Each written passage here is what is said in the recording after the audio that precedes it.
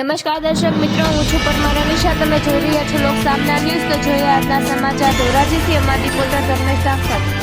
રાજકોટમાં એવી ઘટના સામે આવી. સગા બનેવીએ સાળી સાથે કરી છેતરપિંડી. લાખોની છેતરપિંડી કરી સાળીને બેઘર થવા બનેવીએ મહિલાને મજબૂર કરી.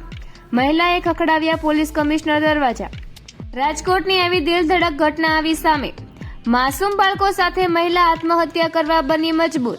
મહિલાના મકાન નામે 12 લાખ ચાવ કરી જતો સગો બનેવીએ સાળીનું મકાન બારોબાર વેચી નાખી મહિલા સાથે છેતરપિંડી કરતો સગો બનેવીએ આવીને સાળીને જાનથી મારી નાખવાની ધમકી આપતા આખરે મહિલા કંટાળીને પોતાના માસૂમ બાળકો સાથે પહોંચી કમિશનર ઓફિસે, જો મને ન્યાય નહીં મળે તો મારા બાળકો સાથે આત્મહત્યા કરી લઈશ. સાળીએ પોલીસ કમિશનરને આપી અરજી. મારું નામ નરગીસ સંધી છે. હું રહું છું રેલનગર શ્યામજી કૃષ્ણ વર્મા ટાઉનશીપમાં.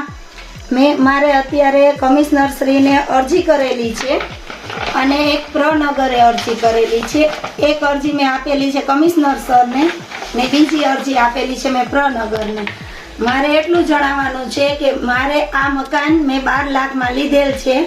ઈ બાબતે મારા બનેવીએ સલીમભાઈ કાસમભાઈ માણેકે મારી હારે છેતરપિંડી કરેલ છે ને અત્યારે આ મકાન છે જાવીદભાઈ હાલાના નામનું નીકળું. એણે મને 25/5/2022માં એને મારી પાસે પૈસા લીધેલા છે ને અત્યારે મને ખાલી કરાવવા ધાક ધમકી આપે છે.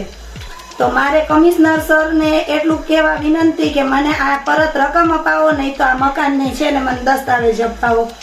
મારે આ મકાનમાં હું જે મેં મારા દાગીના બધું વેચીને આ મકાન મેં લીધેલું છે. મારી પાસે અમે અત્યારે હાવ લાચાર છીએ. આનો ફેસલો કાલ સુધીમાં નહીં આવે તો હું ને મારી 3 દીકરીઓ સાથે આત્મહત્યા કરશું. એના ટોટલ જવાબદાર કમિશનર શ્રી રાજકોટ પોલીસ રહેશે ને સલીમ કાસમ માણેક રહેશે. અત્યારે મને ધાક ધમકી મેન્ટલી ટોર્ચર કરવામાં આવે છે.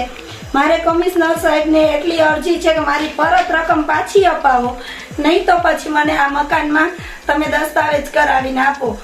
મારી જાનનું જોખમ છે. વારવાર મને ધમકીઓ આપે છે. ઘરે ખાલી કરવા માટેથી ધમકીઓ આપે છે. જાવીદભાઈ હાલા, સલીમભાઈ કાસમભાઈ માણેક બધી રીતે મને ટોર્ચર કરવામાં આવે છે. મારી છોકરીઓને સ્કૂલ નથી મોકલી શકતી. મને હેરાન કરવામાં આવે છે. તમારે મને કમિશનર સાહેબ મને છે ને પાછા પૈસા રિટર્નમાં આપે તો પણ હું ખાલી કરવા તૈયાર છું, નકર મકાન મારા નામે કરી આપે. તો ફરી મળીશું એક નવા સમાચાર સાથે. ત્યાં સુધી જોતા રહો લોક સામના ન્યૂઝ.